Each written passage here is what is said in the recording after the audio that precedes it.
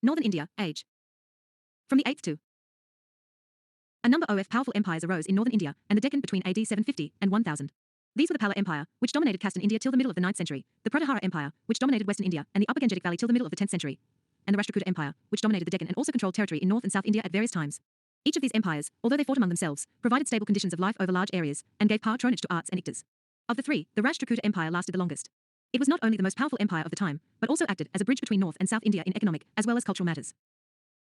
The struggle for domination, the Palas. Since the days of Harsha, Kannauj was considered the symbol of the sovereignty of North India, a position which Delhi was to acquire later. Control of Kannauj also implied control of the Upper Gangetic Valley and its rich resources in trade and agriculture. In addition, the Palas and the Pratihara clashed with each other for the control of the Arka extending from Benares to South Bihar, which again had rich resources and well-developed traditions. The Pratihara clashed with the Rashtrakutas also. 957. Tur 2. Of the three empires. O the 10th century. The Pala Empire was founded by Gopala, probably in 750, when he was elected king by the notable men of the area to end the anarchy prevailing there. He was succeeded in 770 by his son Dharmapala, who ruled till 810. Dharmapala was defeated by the Rashtrakuta ruler, Dhruva, who had earlier defeated the Pratihara ruler. But after these signal victories Dhruva returned to the December Khan, leaving the field free to Dharmapala, who occupied Kannauj and held a grand darbar there which was attended by vassal rulers from Punjab, Castern Rajasthan, etc. But Dharmapala could not consolidate his control over Kannauj. The Pratihara power revived under Nagabesha II, Dharmapala fell back, but was defeated near Munga. Bihar and modern East UP remained a bone of contention between the Palas and the Pratiharas, though Bihar, in addition to Bengal, remained under the control of the Palas for most of the time. Failure in the north compelled the Pala rulers to turn their energies in other directions. Devapala, the son of Dharmapala, who succeeded to the throne in 810 and ruled for 40 years, extended his control over Pragyotishpa, Assam, and parts of Orissa. Probably a part of modern Nepal was also brought under Pala suzerainty. Thus, for about 100 years, from the middle of the 8th to the middle of the 9th century, the Pala rulers dominated eastern India. For some time, their control extended up to Varanasi. Their power is attested to by an Arab merchant. 10 o'clock. Northern India, age of the three empires. Suleiman, who visited India in the middle of the 9th century, and wrote an account of it. He calls the Pala kingdom Ruma, or Dharma, short for Dharmapala, and says that the Pala ruler was at war with his neighbors, the Pratiharas and the Rashtrakutas, but his troops were more numerous than his adversaries. He tells us that it was customary for the Pala king to be accompanied by a force of 50,000 elephants, and that 10 to 15,000 men in his army were employed in fulling and washing clothes. The strength of his army can thus be imagined. Information about the Palas is also provided to us by Tibetan chronicles, although these were written down in the 17th century. According to these, the Pala rulers were great patrons of Buddhist learning and religion. The Nalanda University, which had been famous all over the Eastern world, was revived by Dharmapala, and 200 villages were set apart for meeting its expenses. He also founded the Vikramasila University, which became second only to Nalanda in fame. It was located on the top of a hill, on the banks of the Ganga in Magadha amidst pleasant surroundings. The Palas built many viharas in which a large number of Buddhist monks lived. The Pala rulers also had close cultural relations with Tibet. The noted Buddhist scholars, Santarakshita and Dipankara, called Atisa, were invited to Tibet, and they introduced a new form of Buddhism there. As a result, many Tibetan Buddhists flocked to the universities of Nalanda and Vikramasila for study. The Palas had close trade contacts and cultural links with Southeast Asia. The trade with Southeast Asia was very profitable and added greatly to the prosperity of the Pala Empire. The powerful Sailendra dynasty, which was Buddhist in faith and which ruled over Malaya, Java, Sumatra and the neighboring islands, sent many embassies to the Pala court and sought permission to build a monastery at Nalanda, and also requested the 1001. 9. Pala ruler, Devapala, to endow 5 villages for its upkeep. The request was granted and bears testimony to the close relations between the two. The Pratiharas. The Pratiharas are also called Gujara Pratihars, probably because they originated from Gurjar Ratra or southwestern Rajasthan. They were, at first, probably local officials, but were able to carve out a series of principalities in central and eastern Rajasthan. They gained prominence on account of their resistance to Arab incursions from Sindh into Rajasthan. However, the Arabs were decisively defeated by the Chalukya rulers of Gujarat in 738 and ceased to be a real danger. The efforts of the early Pratihara rulers to extend their control over the upper Ganga Valley and Malwa were defeated by the Rashtrakuta rulers Dhruva and Gopal III. In 790 and again in 867, the Rashtrakutas defeated the Pratihars and then withdrew to the Deccan, leaving the field free for the Palas. Perhaps the real interest of the Rashtrakutas was the domination of Malwa and Gujarat. The real founder of the Pratihara Empire and the greatest ruler of the dynasty was Bhoja. We do not know much about his early life, or when he ascended the throne. He rebuilt the empire, and by about 836 he had recovered Kannauj, which remained the capital of the Pratihara Empire for almost a century. Bhoja tried to extend his sway in the east, but he was defeated and checkmated by the Pala ruler, Devapala. He then turned towards central India and the Deccan and Gujarat. This led to a revival of the struggle with the Rashtrakutas. In a sanguinary battle on the bank of the Narmada, Bhoja was able to retain his control over considerable parts of Malwa and some parts of Gujarat. But he could progress no further in the direction. Hence, he turned his attention to the north again. According to an inscription, his territories extended to the eastern side of the river Sutlej. Arab. 1001. 10. Travelers tell us that the Pratihara rulers had the best cavalry in India. Import of horses from Central Asia and Arabia was an important item of India's trade at that time. Following the death of Devapala and the weakening of the Pala Empire, Bhoja also extended his empire in the caste. The name of Bhoja is famous in legends. Perhaps the adventures of Bhoja in the early part of his life, his gradual reconquest of his lost empire, and his final recovery of Kannauj struck the imagination of his contemporaries. Bhoja was a devotee of Vishnu and adopted the title of Adigraha, which has been found inscribed in some of his coins. He is sometimes called Mahibhoja to distinguish him from Bhoja Paramara of Ujjain, who ruled a little later. Bhoja probably died in about 885. He was succeeded by his son Mahendrapala, who ruled till about 908 to 9, maintained the empire of Boja and extended it over Magadha and North Bengal. His inscriptions have also been found in Kathiawar, East Punjab and Awadh. Mahendrapala fought a battle with the king of Kashmir, but had to yield to him some of the territories in the Punjab won by Boja. The Pratiharas, thus, dominated North India for over 100 years, from the middle of the 9th to the middle of the 10th century. Al-Masudi, a native of Baghdad, who visited Gujarat in 915-16, testifies to the great power and prestige of the Pratihara rulers and the vastness of their empire. He calls the Gujara Pratihara kingdom Al-Juzza, a corrupt form of Gujara, and the king Bara, probably a mispronunciation of Adivrha, the title used for Boja, although Boja had died by that time. Al-Masudi says that the empire of Juzza had 1,800,000 villages, cities and rural areas, and was about 2,000 kilometers in length and 2,000 kilometers in breadth. The king's army had 4 divisions, each consisting of 7,000,000 to 9,000,000 men. With the army of the north he fights against the ruler of Multan and other Muslims who align them. 1002. Medieval India. Sells with him. The army of the south fought against the Rashtrakutas, and of the east against the Palas. He had only 2,000 elephants trained for war, but the best cavalry of any king in the country. The Pratiharas were patrons of learning and literature. The great Sanskrit poet and dramatist, Rajashekar, lived at the court of Mahapala, a grandson of Boja. The Pratihara also embellished Kannauj with many fine buildings and temples.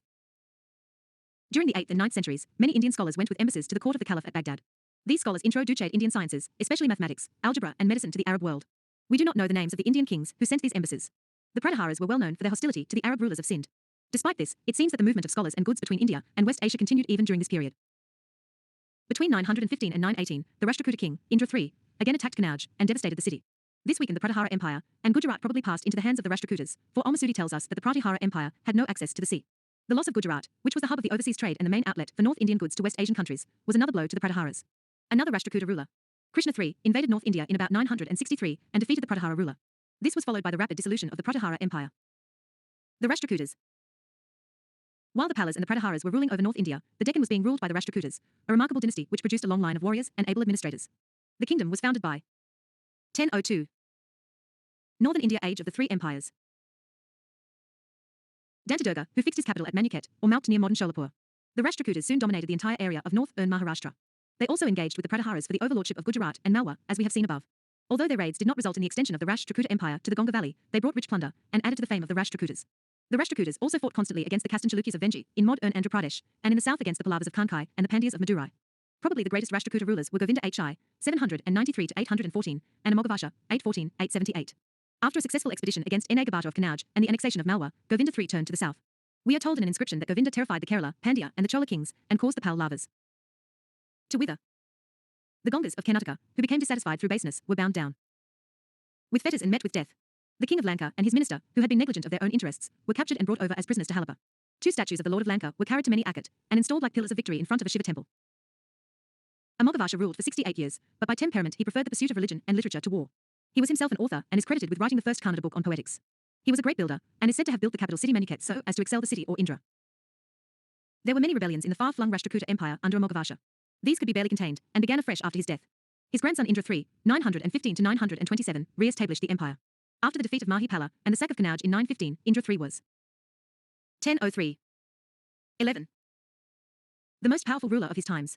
According to Al-Masudi, who visited India at that time, the Rashtrakuta king Balhara, or Valbharaja, was the greatest king of India, and most of the Indian rulers accepted his suzerainty and respected his envoys.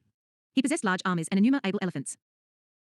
Krishna III, 934 to 963, was the last in a line all brilliant rulers. He was engaged in a struggle against the Paramaras of Malwa and the eastern Chalukyas of Vengi.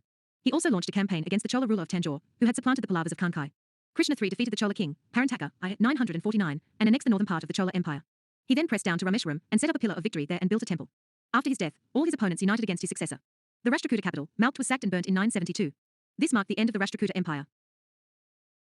The Rashtrakuta rule in the Deccan lasted for almost 200 years till the end of the 10th century. The Rashtrakuta rulers were tolerant in their religious views and patronized not only Shaivism and Vaishnavism, but Jainism as well. The famous rock-cut temple of Shia at Ellora was built by one of the Rashtrakuta kings, Krishna I, in the 9th century. His successor, Amoghavasha, is said to have been a Jain, but he also patronized other faiths. The Rashtrakutas allowed Muslim traders to settle and permitted Islam to be preached in their dominions. We are told that the Muslims had their own headmen and had large mosques for their daily prayers in many of the coastal towns in the Rashtrakuta Empire. This tolerant policy helped to promote foreign trade, which enriched the Rashtrakutas. The Rashtrakuta kings were great patrons of arts and letters. In their courts we find not only Sanskrit scholars, but also poets and others, who wrote in Prakrit and in the Apabhramsha. The 1003. 12. So-called corrupt languages, which were the forerunners of the various modern Indian languages. The great Apabhramsha poet Swayambhu and his son probably lived at the Rashtrakuta court. Political ideas and organization. The system of administration in these empires was based on the ideas and practices of the Gupta Empire, Harsha's kingdom in the north, and the Chalukyas in the Deccan. As before, the monarch was the center of all affairs. He was the head of the administration, as well as the commander-in-chief of the armed forces. He sat in a magnificent darbar. The infantry and cavalry were stationed in the courtyard. Captured war elephants and horses would be paraded before him. He was attended by royal chamberlains, who regulated the coming and going of vassal chiefs, feudato reis, ambassadors, and other high officials who regularly waited on the king. The king also dispensed justice. The court was not only a centre of political affairs and of justice, but of cultural life as well. Dancing girls and skilled musicians attended the court. Ladies of the king's household also attended the darbar on festive occasions. In the Rashtrakuta Empire, according to Arab writ ladies did not veil their faces. The king's position was generally hereditary. Thinkers of the time emphasized absolute loyalty and obedience to the king because of the insecurity of the times. Wars were frequent between kings and between kings and their vassals. While kings strove to maintain law and order within their kingdoms, their arms rarely extended far enough. A contemporary writer, Meditithi, thinks that it was the right of an individual to bear arms in order to defend himself against thieves and assassins. He also thinks that it was right to oppose an unjust king. Thus, the extreme view of royal rights and privileges, put forward mainly in the Puranas, was not accepted by all the thinkers. 1004. Medieval India. The rules about succession were not rigidly fixed. The eldest son often succeeded, but there are many instances when the eldest son had to fight his younger brothers, and sometimes lost to them. Thus, the Rashtrakuta rulers Dhruva and Govinda fought deposed their elder brothers. Sometimes, rulers designated the eldest son, or another favourite son, as their Yuvraj or successor. In that case, the Yuvraj stayed at the capital and helped in the task of administration. Younger sons were sometimes appointed provincial governors. Princesses were rarely appointed to government posts, but we do have an instance when a Rashtrakuta princess, Chandra, a daughter of a Moghavarsha I, administered the Raishudoab for some time. Kings were generally advised by a number of ministers. The ministers were chosen by the king, generally from leading families. Their position was often hereditary. Thus, in the case of the Pala kings, we hear that a Brahmana family supplied 4 successive chief ministers to Dharmapala and his successors. In such cases, the minister could become very powerful. Although we hear of a number of departments of the central government, we do not know how many of them were there and how they worked. From epigraphic and literary records, it appears that in almost every kingdom, there was a minister of foreign affairs, a revenue minister, treasurer, chief senapati, of the armed forces, chief justice, and purohita. More than one post could be combined in one person, and perhaps, one of the ministers was considered the chief, or the prime minister, on whom the king leaned more than the others. All the ministers, except the purohita, were expected to lead military campaigns as well when called upon to do so. We also hear of officials of the royal household. Antipa. Since the king was the fountainhead of all power, some of the offices of household became very important. 1004. Northern India, age of the 3 empires. The armed forces were very important in the maintenance and expansion of the empire. We have already cited evidence from Arab travelers that the Pala, Pratihara, and Rashtrakuta kings had large and well-organized infantry and cavalry, and large number of war elephants. Elephants were supposed to be elements of strength and were greatly prized. The largest number of elephants was maintained by the Pala kings. Large numbers of horses were imported both by Rashtrakuta and Pratihara kings by sea from Arabia and West Asia, and by land from and Central Asia. The Pratihara kings are believed to have had the finest cavalry in the country. There is no reference to war chariots, which had fallen out of use. Some of the kings, especially the Rashtrakutas, had a large number of forts. These were garrisoned by special troops, and had their own independent commanders. The infantry consisted of regular and irregular troops and of levies provided by the vassal chiefs. The regular troops were often hereditary, and sometimes drawn from different regions all over India. Thus, the Pala infantry consisted of soldiers from Malwa, Khasa, Assam, later, South Gujarat, and Karnataka. The Pala kings, and perhaps the Rashtrakutas, had their own navies, but we do not know much about their strength and organization. The empires consisted of areas administered directly and areas ruled over by the vassal chiefs. The latter were autonomous as far as their internal affairs were concerned, and had a general obligation of loyalty, paying a fixed tribute, and supplying a quota of troops to the overlord. When called upon sometimes, a son of the vassal chiefs was required to stay in attendance of the overlord to guard against rebellion. The vassal chiefs were required to attend the darbar of the overlord on special occasions, and sometimes they were required to marry one of their daughters to the overlord or to one of his sons. But the vassal chiefs always aspired to be independent and wars. 1005. 13. Between them and the overlord were frequent. Thus, the Rashtrakutas had to fight constantly against the vassal chiefs of Vengi, Andhra, and Karnataka. The Pratiharas had to fight against the Paramaras of Malwa and the Chandelas of Bundelkhand. The directly administered territories in the Pala and Pratihara empires were divided into Bhukti, provinces, and Mandala, or Visaya, districts. The governor of a province was called Uparika, and the head of a district, Visyapati. The Uparika was expected to collect land revenue and maintain law and order with the help of the army. The Visyapati was also expected to do the same within his jurisdiction. During the period, there was an increase of smaller chieftains, called Samantas or Bogapatas, who dominated over a number of villages. The Visyapatis and these smaller chiefs tended to merge with each other, and later on, the word Samanta began to be used indiscriminately for both of them. In the Rashtrakuta kingdom, the directly administered areas were divided into Rashtra, provinces, Visaya and Bhukti.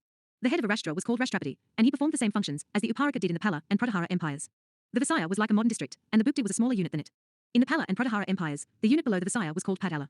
The precise role of these smaller units is not known. It seems that Illinois their main purpose was the realization of land revenue and some attention to law and order.